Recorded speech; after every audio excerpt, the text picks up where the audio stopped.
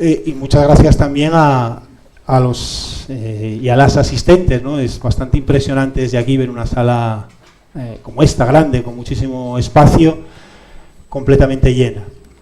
Bien, supongo que yo estoy aquí, además es el título de la ponencia, pues para explicar un poco los resultados de un trabajo de investigación. Es un trabajo vinculado a la investigación en la universidad, que es a lo que yo me dedico. Y bueno, fue un trabajo que en realidad, aunque ese libro al que se aludió, al que comentó Carlos en la presentación, se publicó en el año 2015, empezó bastante antes y sobre todo ha seguido después. Y digo quizás sobre todo porque la idea inicial era un trabajo, y normalmente los que nos dedicamos a esto, cuando terminas un trabajo, pues empiezas otra cosa o te dedicas a otra cuestión.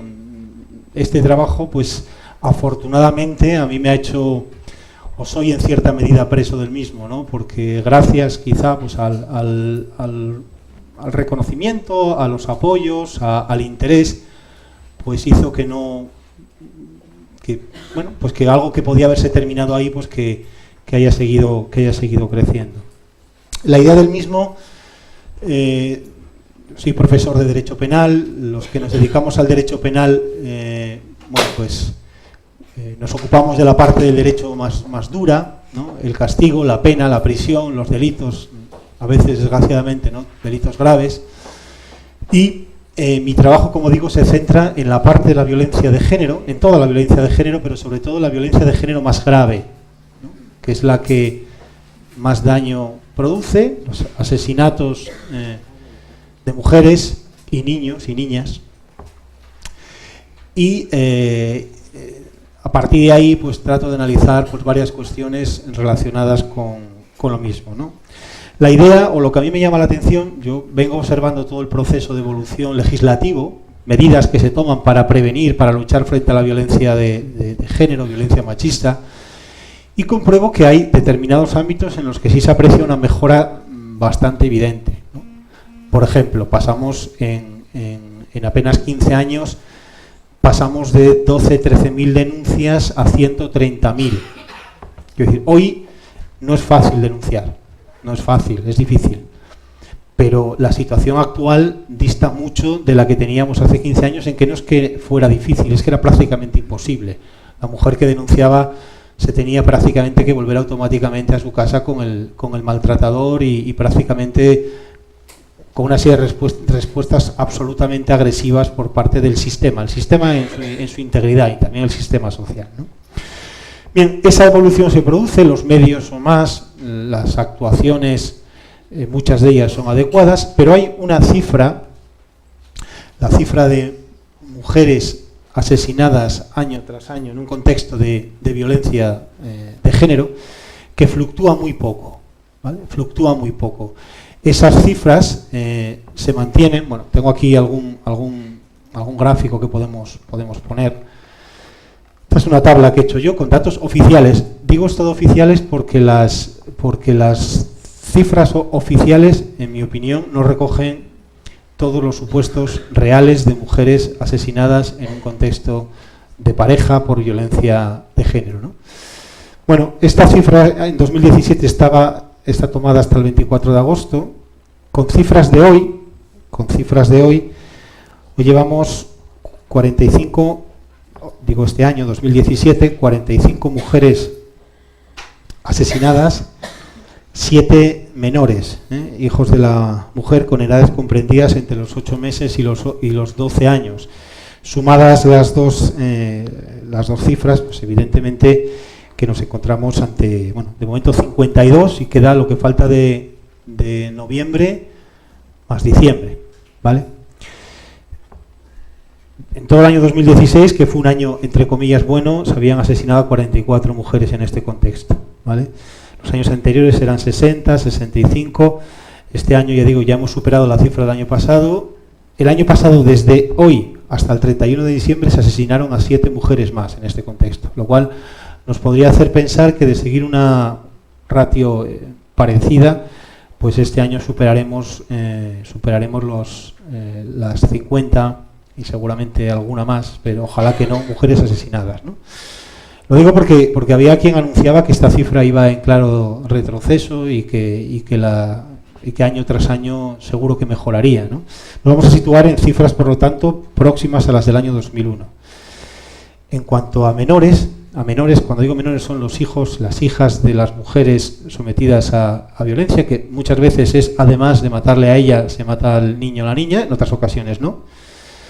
Llevamos 7 este año. Para hacernos una idea, en todo el 2016 fue un niño víctima de esta forma de violencia de género que se proyecta sobre los menores, ¿vale? 7. No hay ningún año ni en la serie histórica en que se hayan asesinado a 7 niños. La última fue la niña de 2 años en Alcira, que asesinó su, vamos a decir, progenitor, más que padre.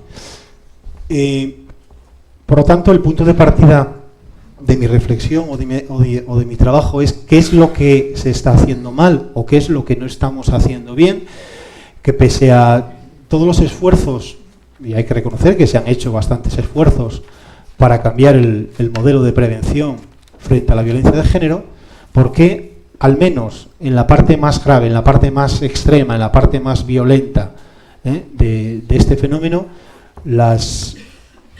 los resultados no son buenos? No conseguimos establecer o modificar de forma significativa esos parámetros, ¿no?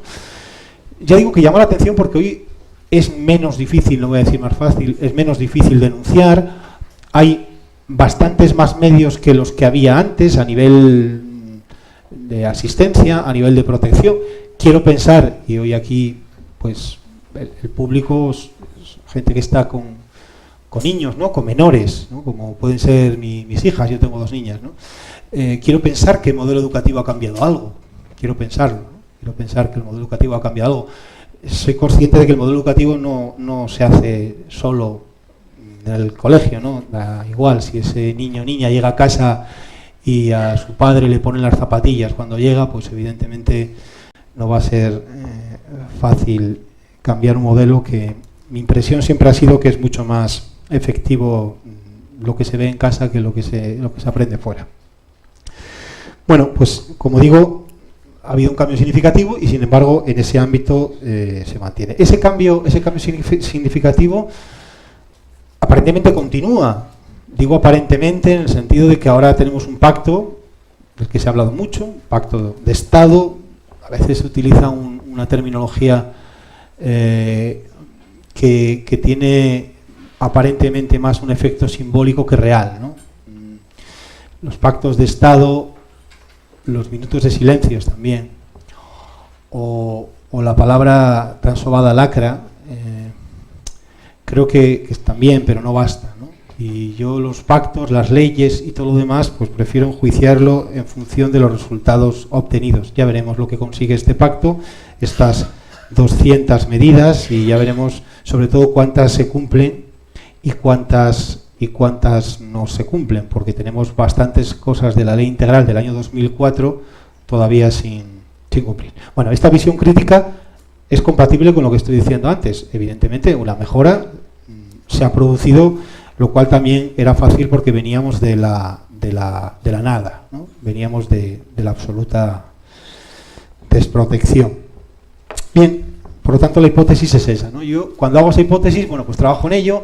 Es un trabajo inicialmente estadístico, en que analizo muchos datos. Lo primero que me llama la atención es lo difícil que era conseguir entonces, hablamos del año 2011 aproximadamente, conseguir datos sobre violencia de género.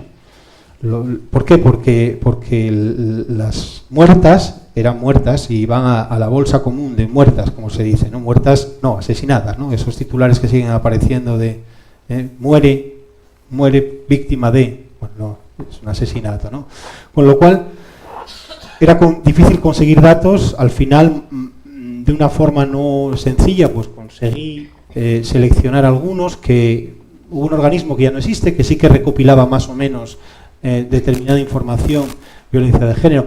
Aún hoy, los niños asesinados, es difícil encontrar una estadística que identifique los niños asesinados en un contexto de violencia de género de los que no lo son. La propia página del Ministerio actualmente no los incluye como víctimas de la violencia de género, están excluidos de este dato, ¿no? como si no lo fuera, ¿no?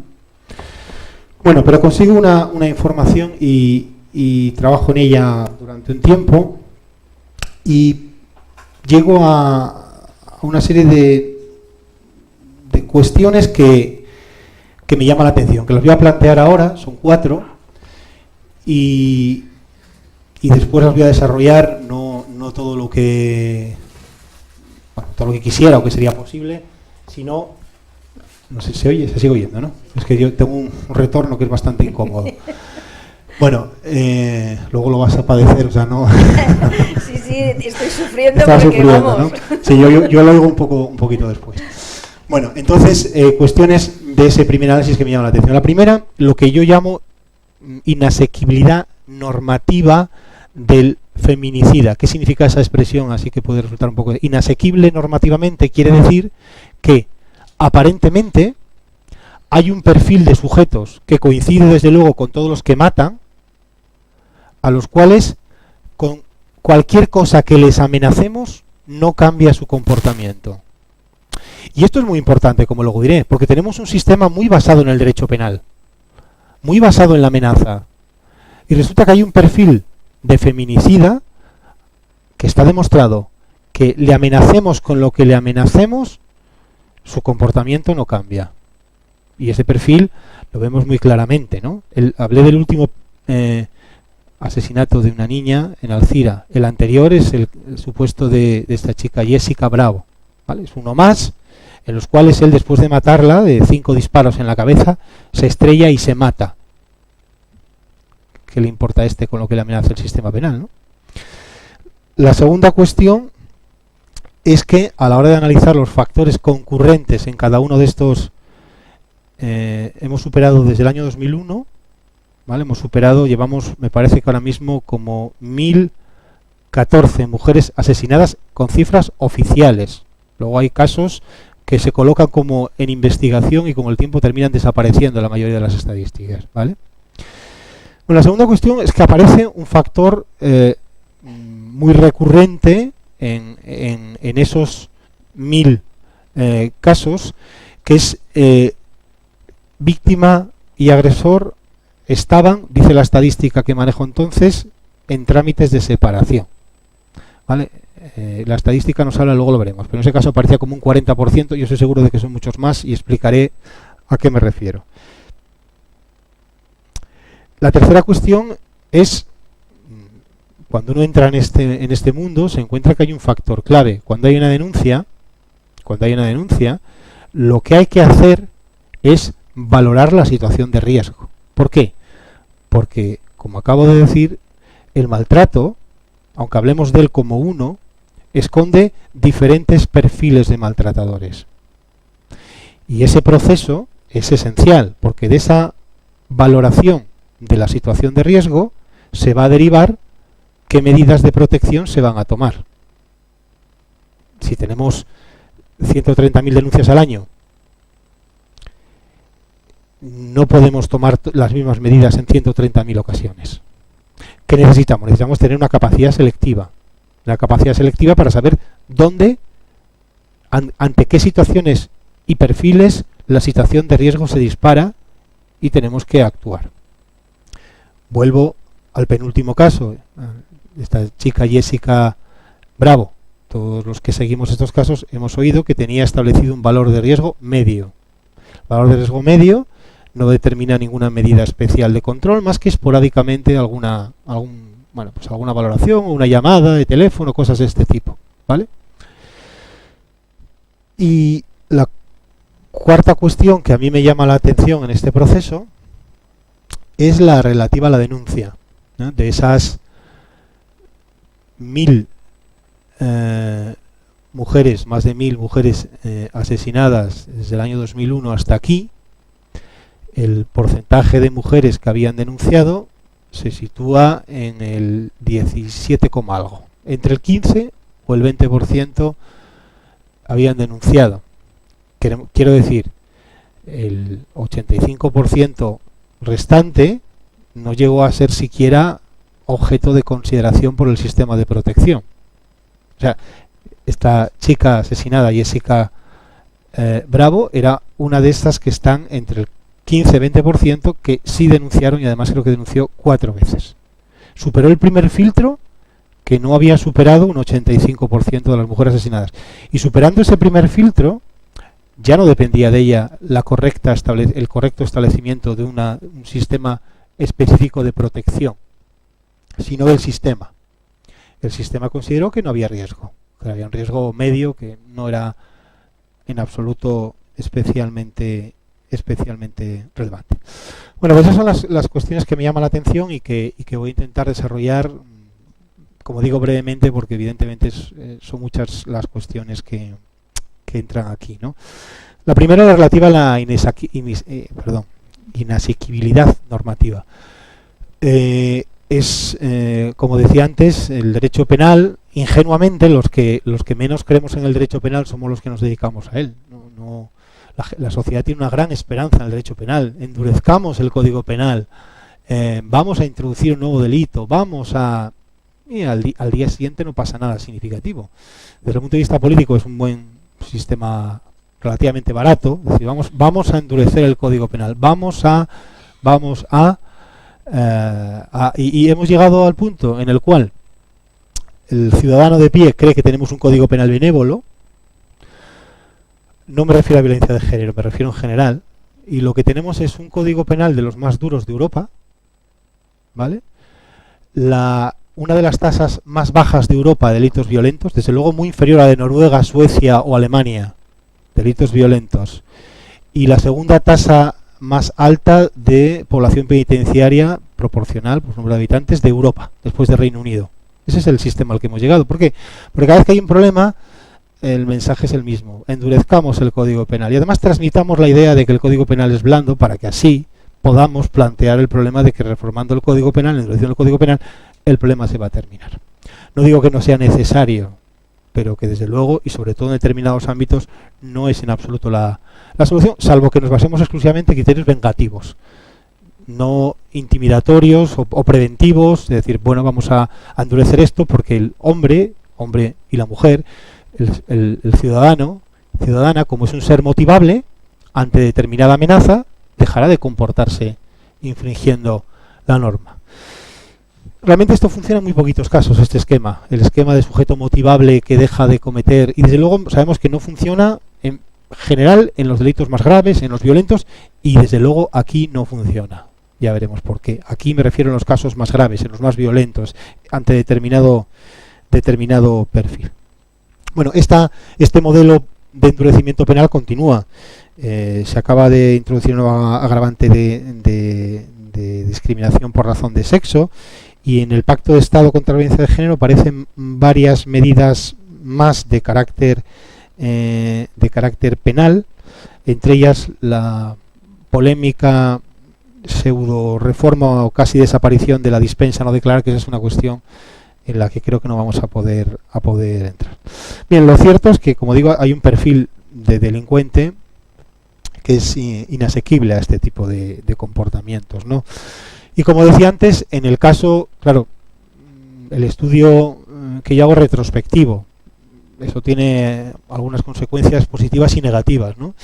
Pero en el estudio que hacemos de estos sujetos que matan, muchos no matan por suerte, ¿no? Porque la bala pasa cerca del corazón, ¿no? Bueno, pero los sujetos que se comportan así, después de llevar a cabo el acto delictivo, después de acabar con la vida de su pareja o expareja, se comporta de un modo distinto, muy distinto a como se comporta la mayor parte de los criminales, ¿eh? Se nota en dos elementos, ¿no? El primero de ellos lo comentaba antes, ¿no? Es decir, el porcentaje de asesino, sin más, que no esté vinculado por razones de género, que a continuación se suicida, está desde luego muy por debajo del 2-3%. En el caso de los feminicidas estamos, y además el último año está aumentando todavía más, ya veremos si es una tendencia o no, ¿eh? También tengo por aquí el porcentaje, ¿no? de suicidios tentados o consumados, ¿no? Es el último gráfico. En los que llevábamos hasta agosto, en 2017 estaba en el 36, y siguen en cifras próximas al 40%. Esto, más allá de la simplificación en la que todos podemos decir ojalá se hubiese suicidado antes, todo esto nos tiene que llevar a pensar que estamos ante un fenómeno complejo.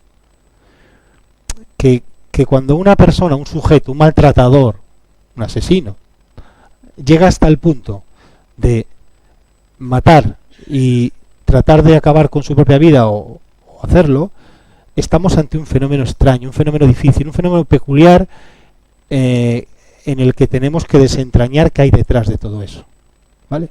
Sobre todo cuando vemos que su propio suicidio, esto también sale de la investigación, aunque esto ya lo habían confirmado hace tiempo en Estados Unidos, que el asesinato y su propio suicidio, los dos, como un acto conjunto, están previamente planificados. No llego, mato y ahora, ¿qué he hecho? Me suicido. No, esto no es así. Existe una decisión de resolver una situación, un conflicto, entre comillas todo esto, ¿no? Cuidado con el lenguaje. Una situación extrema en la cual este sujeto entiende que ya no puede vivir fuera de esa relación de dominio, de control, en torno a la cual tiene construida su propia existencia, fruto de la enorme contaminación a la que le ha llevado un modelo social basado en la discriminación, basado en los roles, unido a una serie de cuestiones propias, internas, de carácter genético, de carácter psicológico, pero en las cuales pesa mucho más la construcción de un modelo profundamente arraigado que le lleva a encontrarse ante una situación en la que no hay salida. Mato y me suicido. No estoy dispuesto a soportar el día después de. ¿Vale? ¿Qué hacen los que no se suicidan o lo intentan? Casi sin excepción. Se entrega. El porcentaje de feminicidas que huyen es absolutamente ínfimo, ¿vale? De hecho, en las medidas del Pacto de Estado se propone que se elimine. ¿Qué pasa aquí siempre? Que se les aplica de forma muy mayoritaria la atenuante de confesión. Ahora se dice, bueno, como la atenuante de confesión parece que está siempre, o casi siempre, cuando no se suicida lo intenta, vamos a prohibir que se aplique en estos casos. Y ya está. Esto es, me recuerdo una anécdota un estudio que decía que la mayor parte de los heridos o muertos en un accidente de tren se producían en el último vagón, y un ministro de la época de Franco, dice que eso es verdad, dijo, bueno, pues quitemos el último vagón. Bueno, pues esto parece decir, bueno, pues entonces vamos a prohibir que se aplique esta circunstancia atenuante. No vamos a profundizar en qué tenemos, cómo hemos construido este monstruo, nosotros y él, claro. Si que quede claro que yo no estoy quitando responsabilidad, culpabilidad, que decimos en el derecho penal, ¿vale? Como ser libre, en el que tiene que optar por una serie de decisiones, pero previo proceso de contaminación intenso. Bueno, entonces la primera cuestión sería esta, ¿no? Tenemos un perfil de sujetos, los que cometen los delitos más grave, que además, y repito, esto sí que se está disparando en los últimos años, que además cada vez más se acaba con la vida de los menores como proceso de sufrimiento de aquel al que ya le da todo igual y que sabe que además puede intensificar el proceso de sufrimiento en algunos casos cuando no la mata ella, como el caso de hace unos días, ¿no? ¿Vale? Hoy me llamaba una periodista de La Sexta, no recuerdo cuál es el programa, o de Semáforo Rojo o de algo así, me decía, estamos haciendo un estudio porque nos preocupa el efecto llamada. Yo había trabajado sobre esto, ¿no? El efecto llamada. Se incrementan el número de feminicidios cuando hay muchas noticias de que se han producido. Bueno, mi opinión más que mi opinión, la estadística dice que no necesariamente. Pero bueno, eso es otra cuestión, ¿vale? La clave, repito, es que este tipo de comportamientos tan absolutamente excepcionales dentro del mundo de la criminalidad y la delincuencia, suicidarse o manifestarse impasible ante la respuesta del sistema, obedece, como dije, a un proceso previo, que no es característico además de la inmensa mayoría de los maltratadores. Si alguien ha tenido la mala suerte de cruzarse con alguno, conoce el caso, el maltratador que no está en este perfil es un sujeto que pelea, que lucha en el juzgado, que intenta no pagar la pensión compensatoria ni la de alimentos, que trata de obtener las mayores ventajas del sistema, ¿vale? En este perfil, el perfil del sujeto que tiene construida su existencia, que no acepta la ruptura, que desde luego no acepta la reconstrucción de la relación por parte de su pareja o expareja con otra persona, etcétera, etcétera, como digo, la situación es completamente distinta. Me llama también la atención que ese proceso de arraigo de este tipo de relaciones, aunque estamos viendo que hay feminicidios de gente joven, y este penúltimo caso eran 2 personas, el asesino y la víctima, relativamente bastante jóvenes, ¿no? Sí que es cierto que compruebo que los que se suicidan o lo intentan están en una media de edad 10 años mayores que los que no lo hacen, ¿vale? En el fondo no soy optimista a pensar que tenemos una generación que ya viene limpia de todo esto, porque no. Sí que pienso que el proceso de arraigo de la relación de control y de dominio, cuanto más prolongado, más intenso es, más fácil es que en este perfil de sujetos no sean capaces de salir de esta situación. Bien, estoy resumiendo mucho, obviamente. La segunda cuestión de las que planteaba es la relativa a la ruptura de la relación, como factor muy relevante en actos de violencia extrema. Como digo, yo en esa estadística del Centro Reina Sofía, de Estudio para la Violencia, que se llamaba así, estaba en Valencia este organismo, ellos, al que hace esta estadística, se le ocurre, en mi opinión afortunadamente, se le ocurre preguntar 5 o 6 cosas, y una de ellas es si víctima y autor estaban o no en trámites de separación. Así es como aparece en esa estadística, ¿vale? En esa estadística, claro, esto es un ejemplo de lo que venimos diciendo hasta ahora, de la ruptura de algo que el sujeto no está dispuesto, no tiene la capacidad para superar y reacciona de la manera que estamos comentando. En ese caso, el caso del Centro Reina Sofía, pues ya llamaba muchísimo la atención, y ahora sí, pues ya algunos organismos públicos se han dado cuenta de la relevancia, y empieza a recogerse en las estadísticas más recientes. Por ejemplo, en las del Ministerio, sí, esta es la de el portal estadístico de la Delegación de Gobierno para la Violencia de Género, ¿no? Bueno, pues en esta cifra de víctimas, repito, las de 2007 están solo hasta el 24 de agosto, consta la separación, ¿vale? Si vemos aquí los porcentajes, en torno a un 40%, ¿vale? Tenemos máximos de, me parece que es el 52,2, pero bueno, si hacemos una media sale 39,7, 40%. Este porcentaje real es mayor. ¿Por qué? Porque en muchas ocasiones algunas de estas estadísticas se referían, por lo que vi, solo a vínculos matrimoniales. No hay separación o divorcio cuando no hay vínculo matrimonial. En otras ocasiones simplemente se desconoce, y cuando se desconoce no se hace constar. ¿no?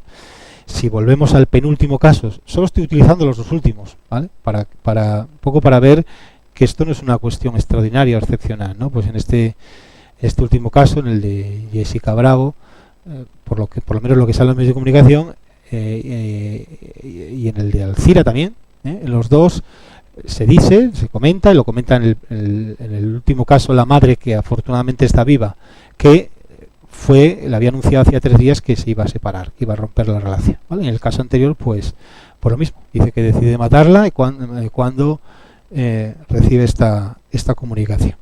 Como digo, hay relaciones de noviazgo en las que no se incluye este factor, ¿vale? Y muchas ocasiones en las que no es conocido. Entonces, tenemos un dato muy relevante que creo que no se ha manejado bien, que es una situación o un tipo de relaciones constantes, de violencia constante. Ojo, esa violencia constante es siempre una violencia psíquica. Una relación de dominio, de control, de sumisión, siempre es violencia psíquica. Pero en muchas ocasiones no aparecían, antes de que se produjera el hecho mortal, demasiados episodios de violencia física. A veces es porque no se conocía, porque la persona no lo comentaba.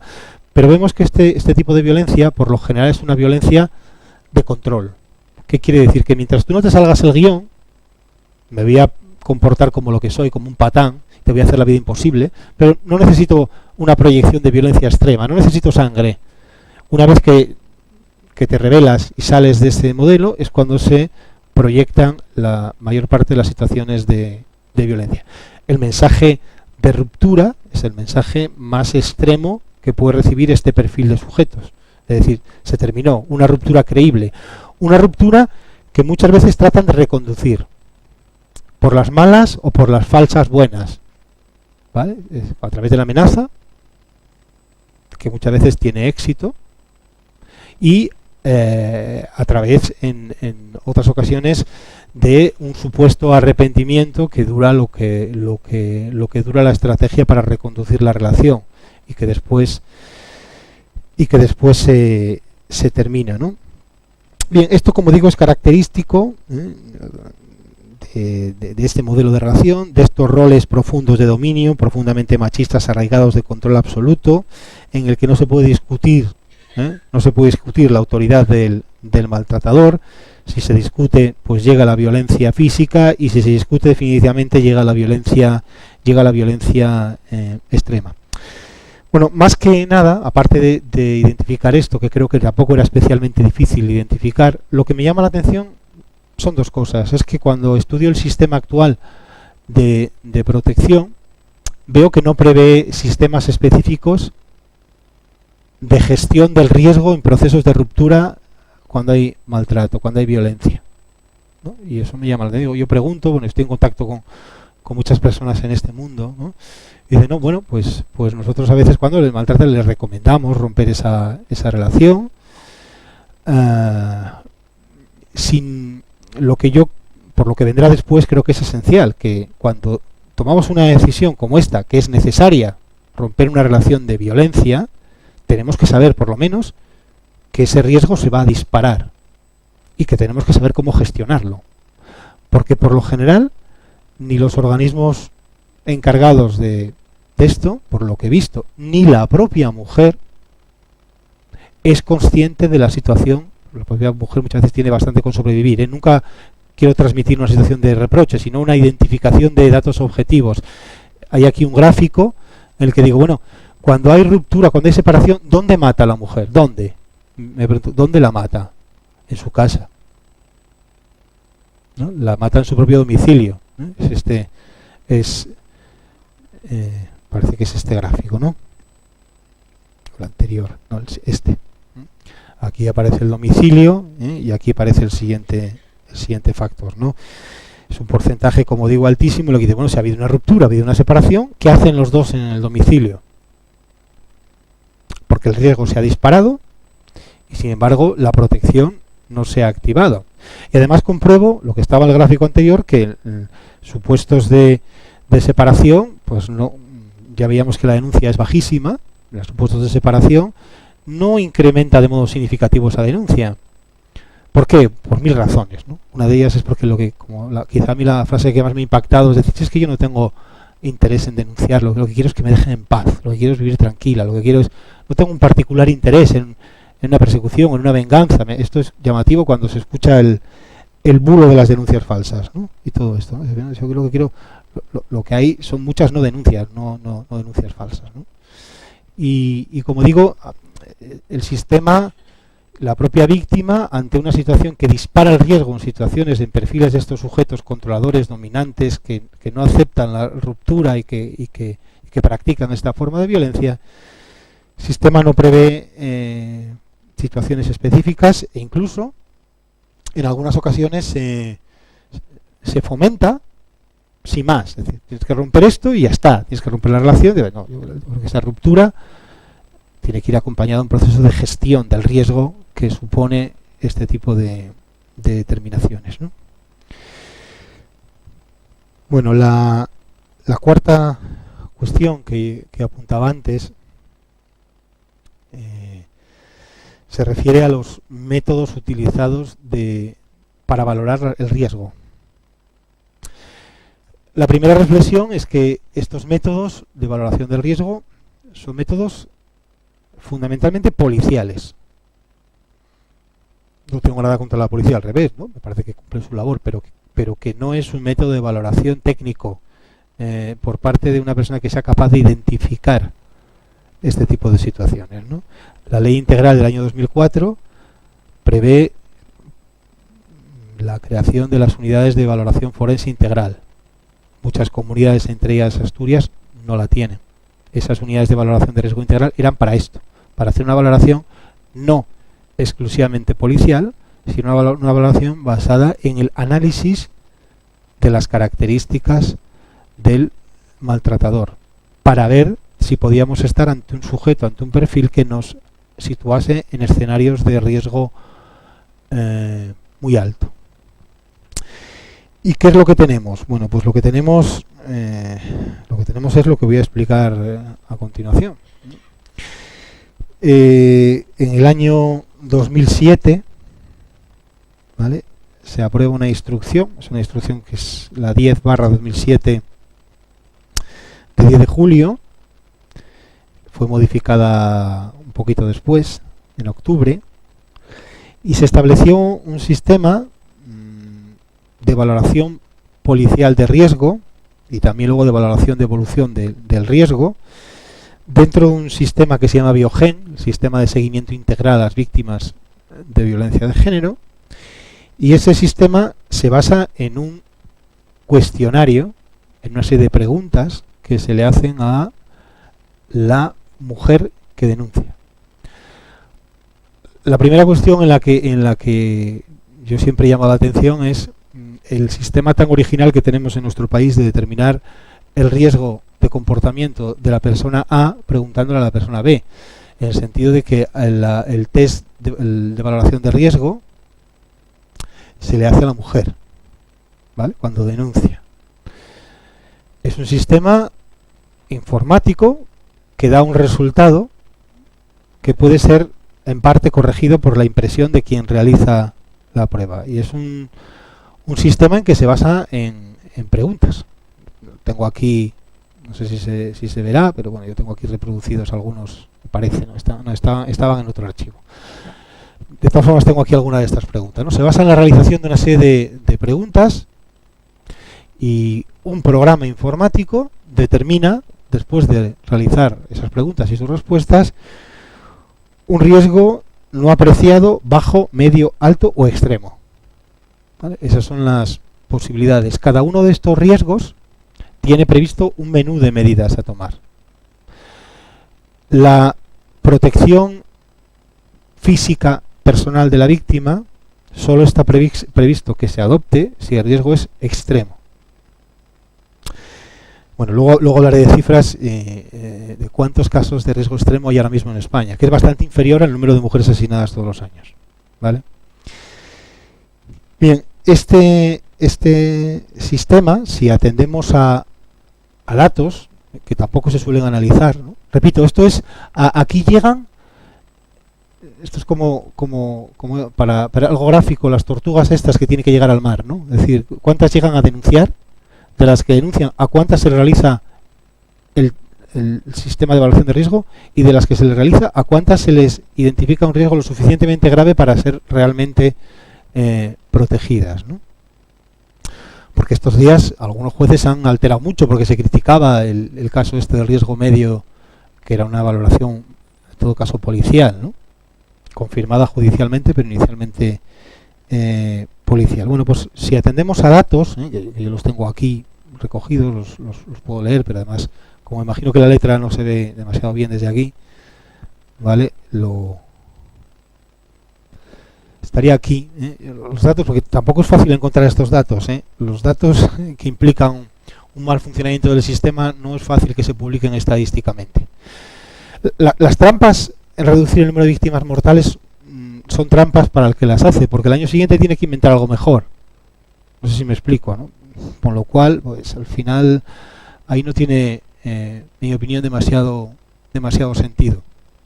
Bueno, pero sí hay algunos datos. Por ejemplo, el informe sobre víctimas mortales de la violencia de género y de la violencia doméstica en el ámbito de la pareja o expareja 2014, se publicó en 8 de 2016, dice que de las 54 mujeres asesinadas en 2014, los datos llegan además con muchísimo retraso, los pocos que llegan, solo 18 habían formulado denuncia contra su agresor o bien existían respecto a las mismas antecedentes judiciales de violencia de género. Bueno, pues esas 18 de 54, solo a 9 se les realizó la valoración policial de riesgo. A las otras, ¿por qué no? Pues porque estarían en ámbitos rurales, en los que la valoración policial de riesgo la hace el SAF, Servicio de Atención de la Familia de la Policía Nacional. Tiene que darse un montón de circunstancias de suerte, entre comillas, de suerte, para poder que se haga esta valoración, ¿no? Claro, esto tiene un coste. De hecho, el caso del que vengo hablando en varias ocasiones, de esta chica, Jessica Bravo, ha salido en medios de comunicación. Tenía un riesgo medio. Y eso tiene un coste, ¿no? Con lo cual, pues mejor que no salga esa información, ¿no? Y la forma que no salga es que no hay datos. No se hizo, ¿no? Bueno, pues la valoración policial de riesgo se les hizo a 9 de 54 me parece que era. De esas 9, la mayor parte dieron un resultado de riesgo no apreciado, ni una sola de riesgo extremo.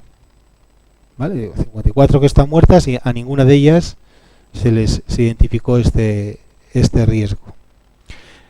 En el año 2013, de las 52 mujeres asesinadas, solo a 4 se les había realizado la VPR, la valoración policial del riesgo. A ninguna se le ha atribuido riesgo extremo y ni siquiera alto.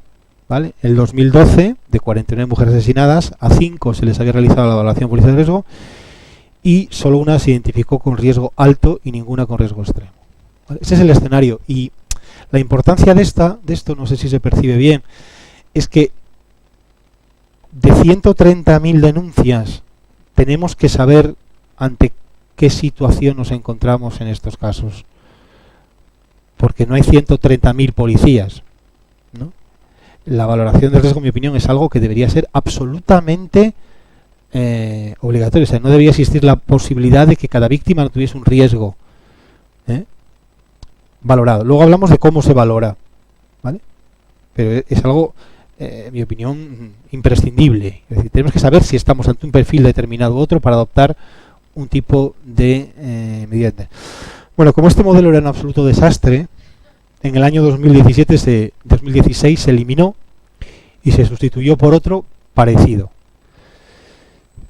La principal diferencia, las preguntas no son tan malas, algunas están un poco mejor enfocadas, porque se abrió un debate bastante amplio para cambiarlas. Son muchas más preguntas, lo cual, como comentaré luego, también tiene una consecuencia, ¿no?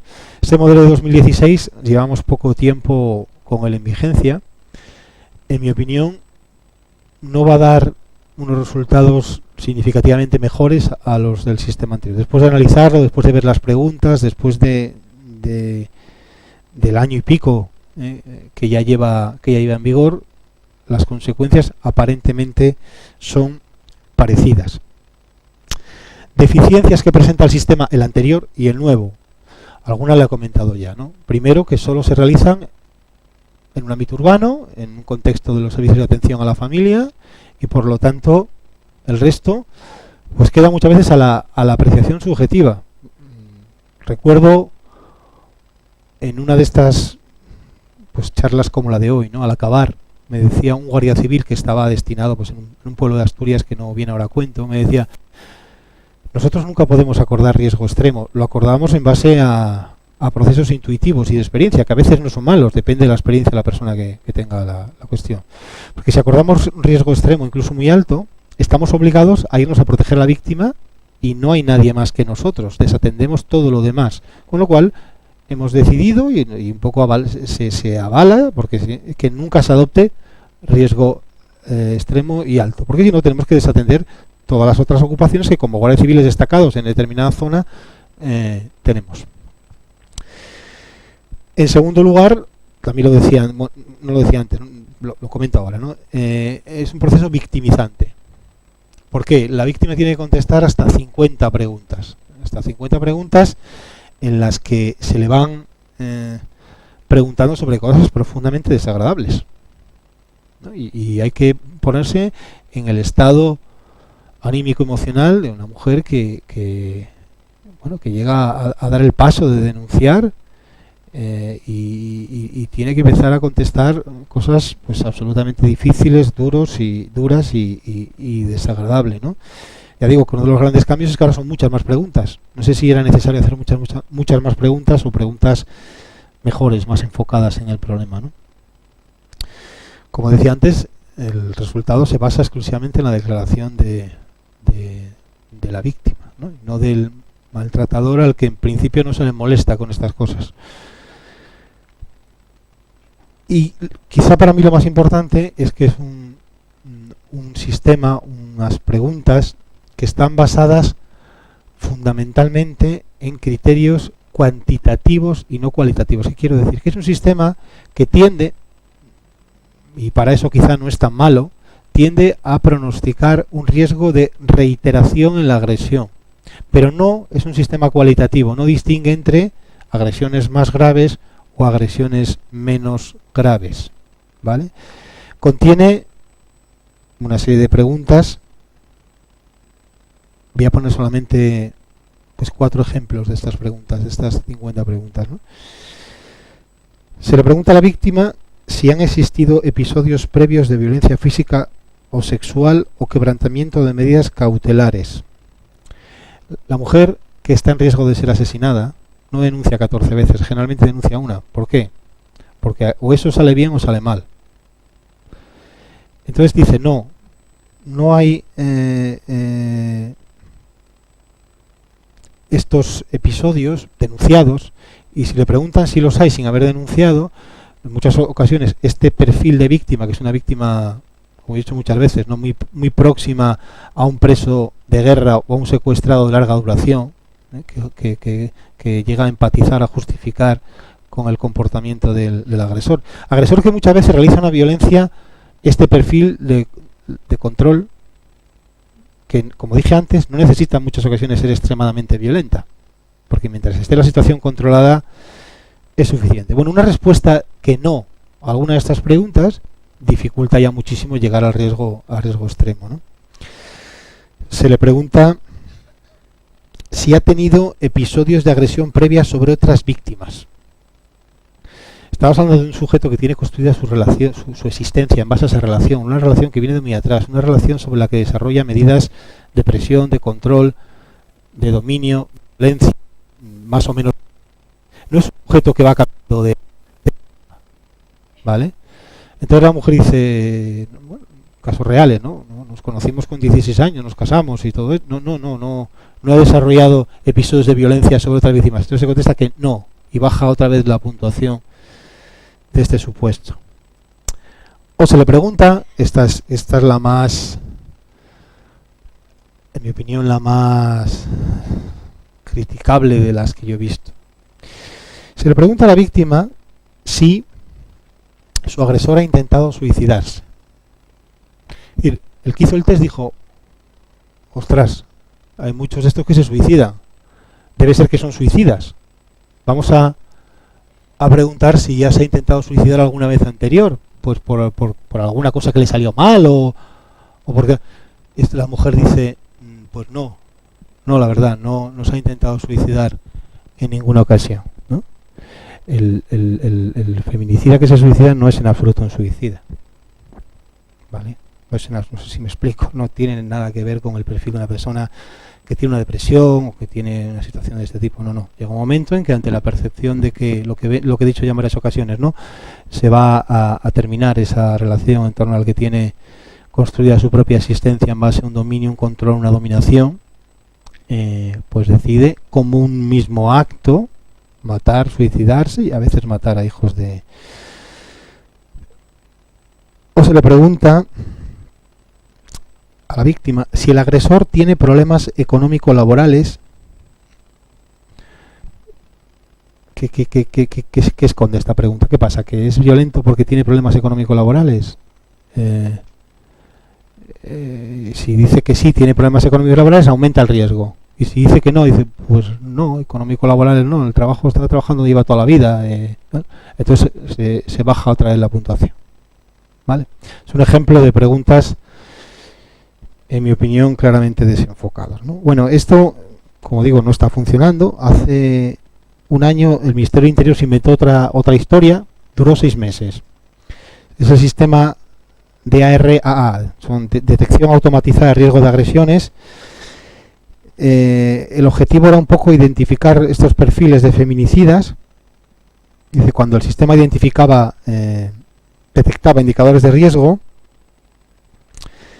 saltaba una alerta en el ámbito policial y bueno, como digo, aquello acabó como la primera semana lanzó 963 alertas y aquello fue absolutamente inmanejable y se terminó eliminando. Duró, ya digo, estuvo en vigor una serie de semanas. Todas estas cosas o estos experimentos, como digo, se hacen, pero seguimos sin contar con las unidades de valoración forense integral, que esa es el instrumento clave. No basta, y ahora voy a llegar a la última parte, no basta. ¿Por qué no basta? Pues porque estaríamos trabajando con el 15% aproximadamente de situaciones de máximo riesgo en los que se denuncia. Pero por lo menos cuando se denuncia, ¿cómo puede el sistema responder una denuncia y no hemos sido capaces de proteger a esta mujer, ¿no? Bien, decía que la última cuestión, que luego comentaré para terminar algún otro dato, es el tema de que tenemos un sistema de protección a la víctima, protección de esta manera, como estamos viendo, protección entre comillas a la víctima, basado casi exclusivamente en la denuncia. Sin denuncia no hay nada, o hay muy poco. Si con denuncia el sistema funciona como funciona, sin denuncia generalmente no hay nada, ¿no? Y eso tenemos que contrastarlo con los datos que comenté antes, ¿no? Y que se siguen repitiendo, que están en algún otro gráfico de los que tengo por aquí. No sé si me lo he pasado ya, si no vuelvo atrás, no está aquí, ¿no? Denuncia al agresor. De esas 1000 y algo mujeres asesinadas, ¿no? 5, 6, 7, 8, sí, cerca de 1000, me parece que sale esa cifra, 1000 y algo. En 521 no había denuncia, entonces no consta, si no consta es que no la había. 721 había denuncia en 185 y se actuó de oficio en una ocasión. Bueno, aquí hay varias cuestiones. ¿Por qué no se denuncia? Si deben denunciar los terceros, familiares del entorno de la víctima, y sobre todo, la que yo me planteé en su momento y que estos años pues he desarrollado un poco más, ¿por qué el sistema no puede proteger a la víctima cuando conoce que hay una situación de riesgo aunque no haya denuncia, ¿no? Que esta es una de las claves de esta cuestión, ¿no? Bien, las causas por las que no se denuncia, bueno, pues son muchas, ¿no? Y en estos perfiles yo creo que muchas de ellas las hemos ido comentando, ¿no?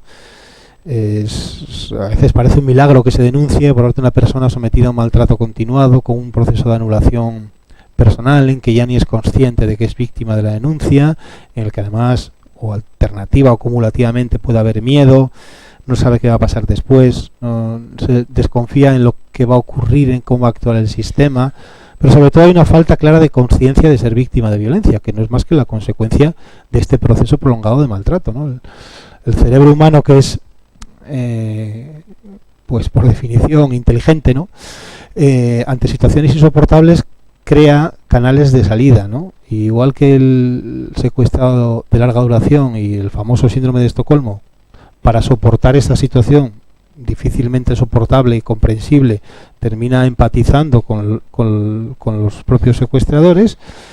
pues el cerebro de una víctima de maltrato, o como decía antes, de los clásicos presos de guerra que desarrollaban este tipo de síndromes, pues llega un momento en que, como actitud vital de autodefensa y de soportar una situación profundamente injusta, termina autoculpabilizándose y comprendiendo esta situación. Claro, nos podemos imaginar que una persona en este estado, una mujer en este estado, no va a ser fácil que tome la decisión de denunciar, porque si esa barrera la superase, estarían las demás.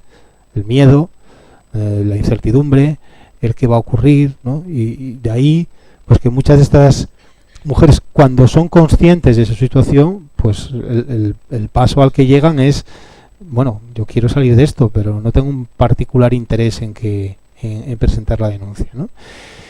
El sistema contesta que sin denuncia no se pueden activar todo un montón de cosas que supuestamente son, algunas a nivel social, a nivel económico, son beneficiosas, y otras, como estamos viendo, que no lo son tanto, ¿no? Y a partir de ahí se coloca en la encrucijada de decir, bueno, si denuncio, no sé qué va a pasar, y además igual me matan por denunciar, ¿no? Y si no lo hago, no me protegen, no, el sistema no se activa, el sistema no entra en funcionamiento para protegerme, ¿no? Bien, ahí publicado hace poco en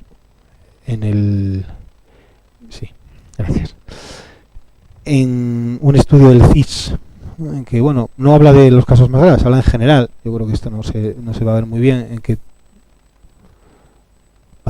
en que preguntan a las mujeres las causas por las que no denuncian, ¿no? La más relevante es que tuvo muy poca importancia, ¿vale? La agresión. El 44,6, por miedo, por temor. Por lo tanto, estamos ante este fenómeno. Bueno, como me dicen que tenemos que ir terminando, la reflexión que yo hago aquí, o el trabajo que se hace aquí, es decir, esas mujeres que no denunciaron, aunque no denunciaron, hicieron conocer o dieron a conocer, o podíamos haber sabido de su situación de violencia aunque no hubiesen denunciado. Y nos encontramos que en un porcentaje muy alto de supuestos sí. Fueron a centros de atención a la mujer, se lo comunicaron a su entorno, pidieron ayuda o lo explicaron a través de varias vías. ¿Qué quiero decir? Que el sistema está en condición, un porcentaje muy superior a ese 15%, pero tremendamente superior. Y si somos capaces de construir lo que yo defiendo, un sistema de protección sin denuncia ante la constatación de una situación de riesgo, no debería haber ninguna razón para que limitemos las actuaciones al porcentaje tan ínfimo en el que se actúa ahora. En resumen, creo, puedo estar equivocado, pero bueno, desde luego es un trabajo, como digo, basado en datos, en estadísticas y poco en opiniones, sí en reflexión, pero no mucho en opinión. En primer lugar, que tenemos que construir un modelo de protección sin denuncia, basado en la detección, y hay muchos métodos de detección y muchas formas de conocer las situaciones de maltrato, de violencia. En segundo lugar, que necesitamos un sistema completamente distinto de valoración de riesgo en la forma y en el fondo. Tiene que ser un sistema profesional, un sistema en el que se interrogue principalmente al maltratador, que es el que nos va a dar más información de su propio perfil, sin que en ocasiones pues ahí sea necesario recurrir también, habrá que recurrir a la víctima, un sistema profesional para conseguir que todos esos casos que se denuncian y en los que yo creo que no se denuncia pero deberían someterse a un proceso de valoración del riesgo, pues podamos obtener resultados que no sean tan increíblemente bajos o erróneos como los que tenemos ahora. En este proceso de apoyo, de valoración de riesgo, de atención a la mujer, es imprescindible la creación de sistemas, protocolos, fórmulas de protección de la víctima ante situaciones de ruptura. Tenemos que conocer nosotros y hacérselo conocer a ella, no para disuadirle de la ruptura, al revés, sino para establecer mecanismos de autoprotección y sobre todo de protección, si el riesgo es algo, cuando decide terminar con la relación de ruptura. Y finalmente habría que hacer algo que curiosamente no se hace. Cada vez que hay una mujer o un menor asesinado en este contexto de violencia de género, el sistema de protección, la sociedad, sobre todo quienes tienen responsabilidades políticas, tienen que plantearse, auditar y determinar por qué ha ocurrido. ¿Esta mujer había denunciado, sí o no? Si denunció, ¿por qué no fuimos capaces de protegerla? Si no denunció, ¿podíamos haber conocido su situación de riesgo? En un porcentaje altísimo de casos veremos que la respuesta es que sí. Y si podíamos haberlo conocido, ¿por qué no fuimos capaces de protegerla? Nada más. Muchas gracias por la atención.